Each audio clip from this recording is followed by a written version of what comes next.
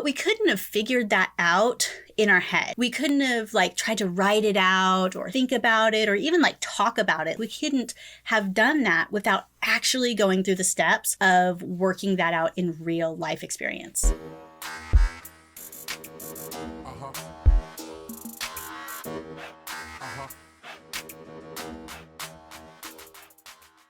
Hey guys, what's up? It's Torie Mathis, and I'm here with the one and only Sean Mathis, founder of Miles Through Time Automotive Museum. How do you do?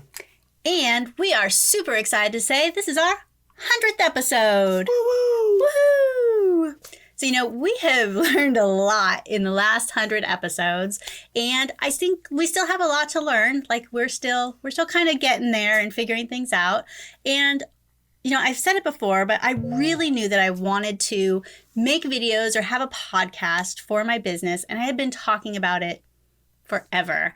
And if you've seen my other episodes, I say that I made a couple videos and they were crappy, and so I stopped making videos. And some time passed and I knew I needed to make videos, and so I made a couple videos and they were crappy.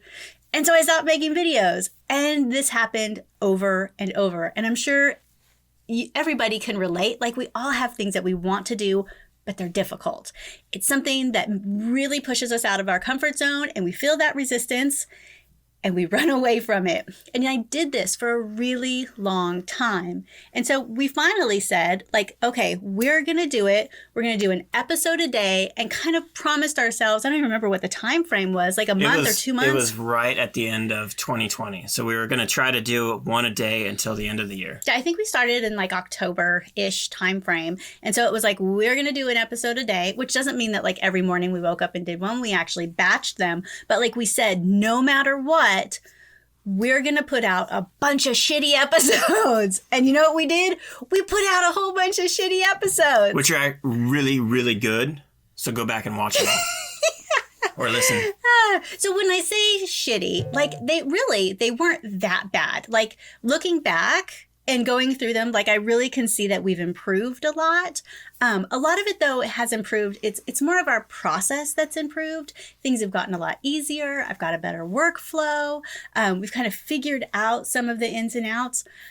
But I remember when I wanted to start a podcast before, and I had done some research, somebody was talking about, and I don't remember who it was, saying that it took him 50, 60 episodes to find his voice, to even know what he wanted to talk about. And I will say that that is 1,000% true. I really feel in the last 20, 30 episodes, I feel we finally have okay, this is starting to be what we should talk about. But we couldn't have figured that out in our head.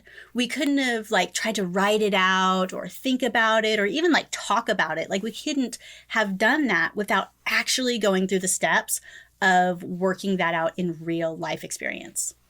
Yeah, I mean, this for me does not come natural. So it definitely takes some practice to actually have something to say. I talked to Torie, and that's kind of the whole thing is, we would just talk about different things. And we'd start going off about something, and we'd be like, man, that was so good. There's little nuggets in here. Why wasn't that recorded?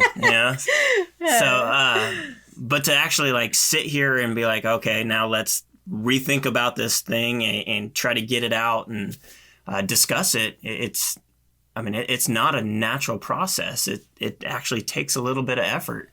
And it's a thing that just slowly, hopefully gets better and better. Like I said, still learning, still going through the process. And I'll tell you, it was definitely not a straight line. I know you've seen those memes that are here's what success people, what people think success looks like. And it's this diagonal line that just goes straight, woo, right? But really it looks like this, and it's all messed up and backwards, and then it kind of goes up. There are times that we totally screwed up the audio. I didn't plug in my mic. You know what? But we pressed on. We always kept going. There were lots of curse words. I think I may have shed a tear once. But we kept going. We went on vacation. We still taped our episodes. I had a couple of late nights. Like, we stuck to our schedule. We did do every one episode a day, so on weekdays. And we did that through just about the end of the year. I don't remember how many episodes we got to. For Christmas, we did take like a week off. And then we went to 2 episodes a week. And one reason is that they actually did start getting like pretty good. Like, it's good content. Wanted to start trying to get it out there just a little bit.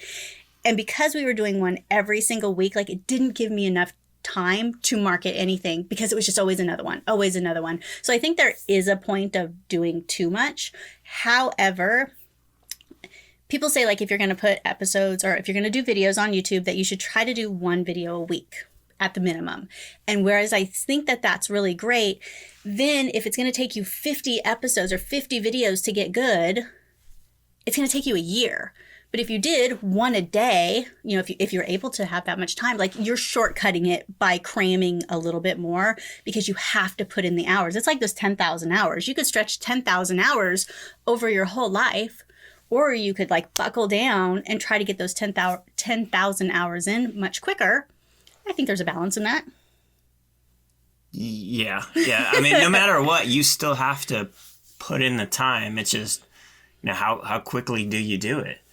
You know, so when we're able to batch a whole bunch of these and got them out day after day, you know, it did expedite things a little bit versus, you know, at episode 100, if we did 1 a week, I mean, we would have been doing this for a while now.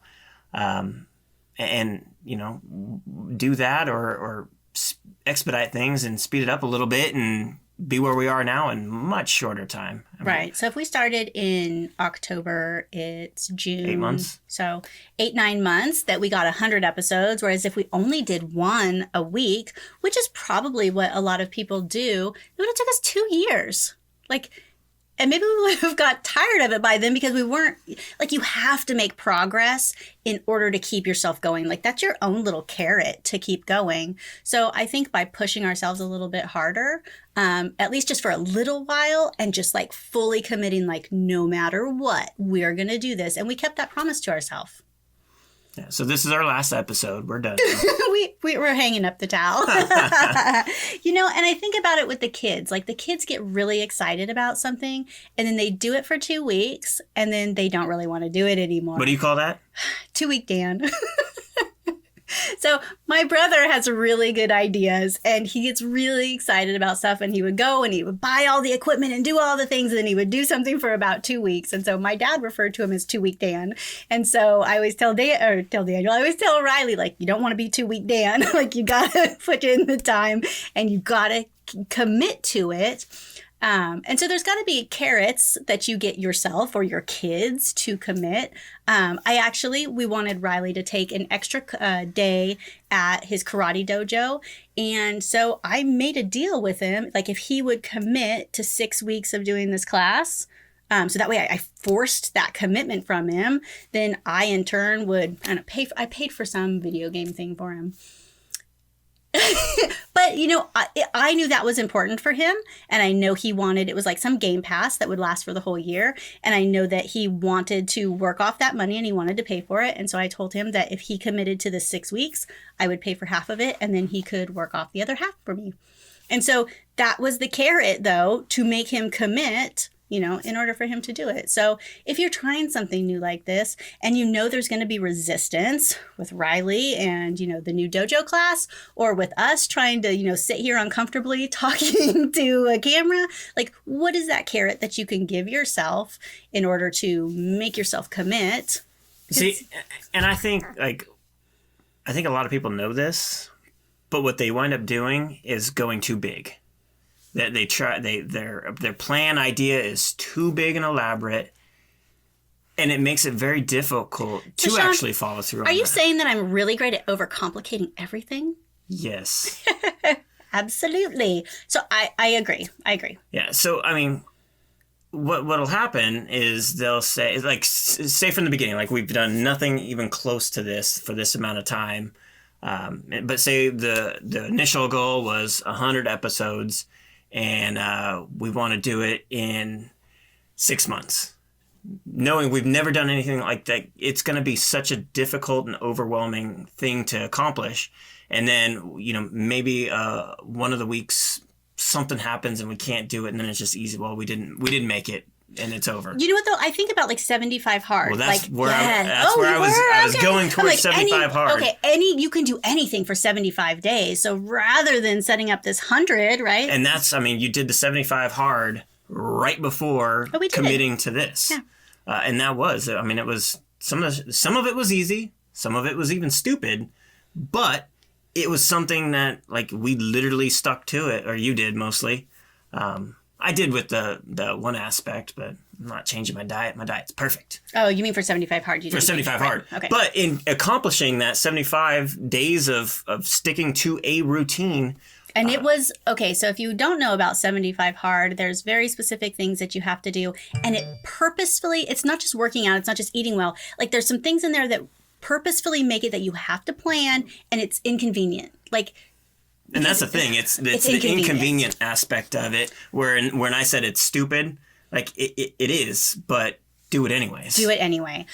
One of the workouts, like each workout has to be 45 minutes, and then one workout inside, or one of the workouts has to be outside. So no matter what, like you have to go outside and work out. Like if it's raining, you need to go outside. If it's going to rain later, or if it's going to be like a tornado later, like you better do it early in the morning. If it's going to be 95 degrees, you better get out there. So it's teaching you to not only do things that are inconvenient, but maybe plan a little bit, maybe figure shit out, because no matter what these things are, like you just got to figure it out. Like it might not be easy every single time. It might be uncomfortable. It might be inconvenient. You might be doing stuff really late at night or really in the morning, but you're not going to die. Like it's okay. Like, right? See, and that's the thing is the 75 in the whole scheme of things, 75 hard was really easy. It is easy to accomplish if you just did it. Right. There's an app and you just check off each thing. Right.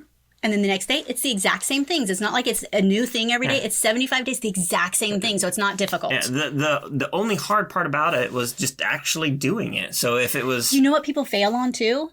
People fail on not the extra workout, not going outside. You have to take a picture of yourself every single day. And that is what people like, because I'm a part of the Facebook group. And that is the thing that gets people, because it's the easiest and it's the simple things, the easy things that mean it's easy to not do. I forgot to take a picture of myself. Do I have to start over? Yep. Yep. And people all the time are asking, like, yeah, like it's because it's the stuff that's easy to not do. That's why like everybody knows how to lose weight, like move more for the most part for everybody, move more, eat less. Like it's easy. And so it's easy to do and it's easy not to do. Well, see, and we still have that with this, trying to get these episodes out Tuesday and Thursday. It, for us, it is actually extremely difficult to fit this into our schedules to get them out on those dates. And I mean, it would be really easy for us to be like, oh, not this week. We can't get it out on Tuesday. Maybe we'll get it out on Wednesday. And I mean, it's such a slippery slope to go down that road. And yet it's also super easy. And the only thing that's keeping us from doing it is just sticking to our schedule. Like, nope. No matter what. We said Tuesday and Thursday, and that's why they're going to go out Tuesday and Thursday. So, for example, we went to Florida last week, a couple weeks ago. Mm-hmm. And so we had to record right before we left. And then so I had those recordings and I was just going to edit them once we got there. So we didn't get there until really late Monday, which means like I've got editing to do. I pull open the files. It's Monday night. I'm ready to go. And the audio is screwed up. So what should have taken me, however, like 30 minutes or whatever to edit and get everything going, took me like 3 hours. And I think you're like, well, you get it done in the morning. That still is out on Tuesday. I'm like, I will get it out tonight. Like I was so determined because it's like it's like the 75 days. Like I've clicked it off 75 days. I'm not going to screw it up now. Like I've done it this long that I'm going to do it no matter what. And that was, we went an hour back in time when we went to Destin. And I think we all went to bed at the equivalent of 1 o'clock. Like we never stay up that late. I think we ate dinner at like 11 or midnight, something like that.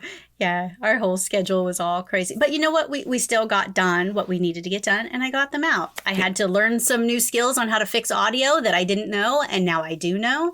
And now that I have those skills, And it's so easy now that I have that process set up that I'm actually going back to a couple of the other ones that were screwed up, and I'm like remastering them and having Sean re-upload the audio files so that the podcast files are a little bit cleaner. So because we went through something that was more difficult at a given time that we could have easily quit or pushed back or something, actually was able to turn that into something that has now made it better.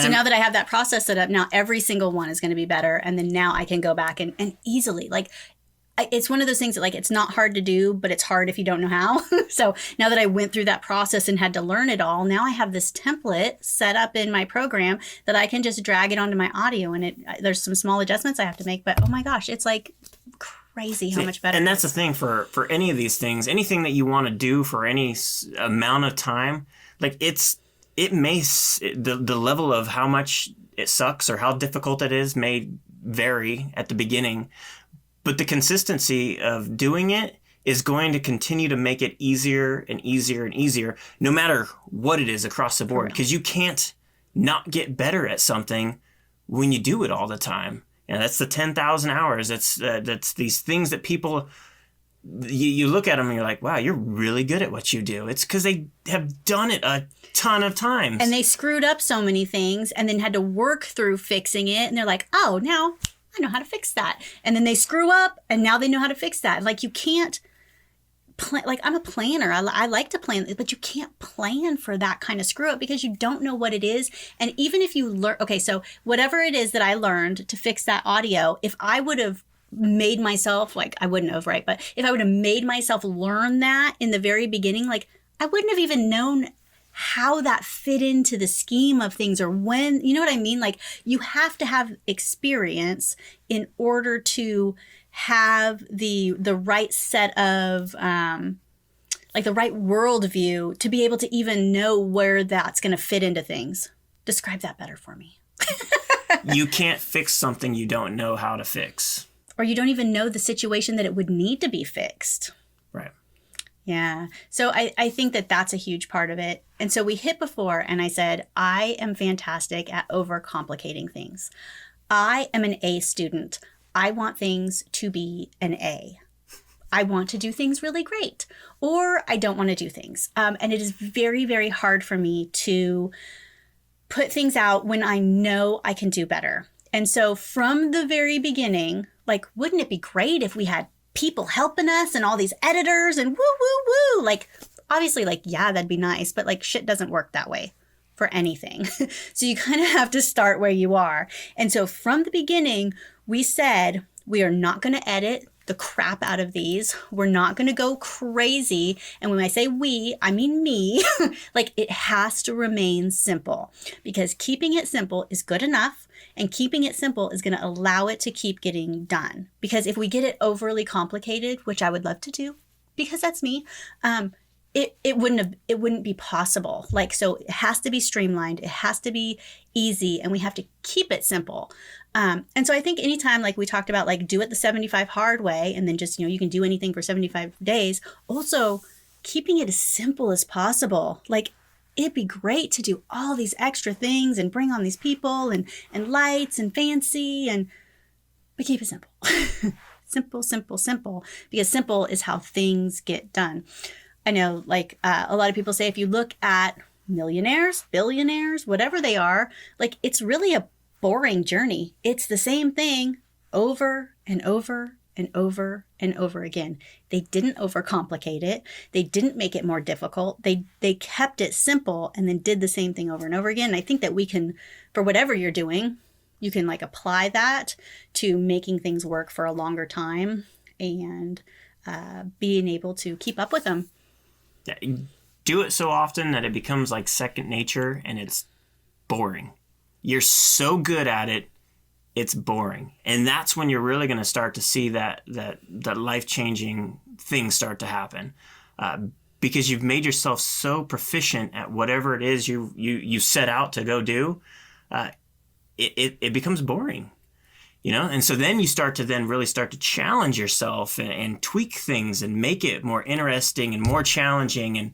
maybe that's where then more editing goes into it. And, like for us, if this was so easy and it became boring, we're like, well, how can we ramp it up a notch? And I think like you maybe you shouldn't ramp it up, but maybe always that 1% better. 1% better. Like, right. How can I fix the audio or like, how can I do the microphone 1% better? Well, next time, how can we do the lights? Like just a little bit better. Like rather than trying to take everything on at once and ramping it up, like still keeping it simple, but 1%. And then every time you're doing 1%, then over 100 episodes, like it's night and day, but it was still consistent for you.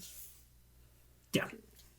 And I think that like you said, 75 Hard is a really great way of that, because it's the same thing over and over again, and just getting yourself into that routine and getting yourself into this is what needs to happen. This is what needs to happen.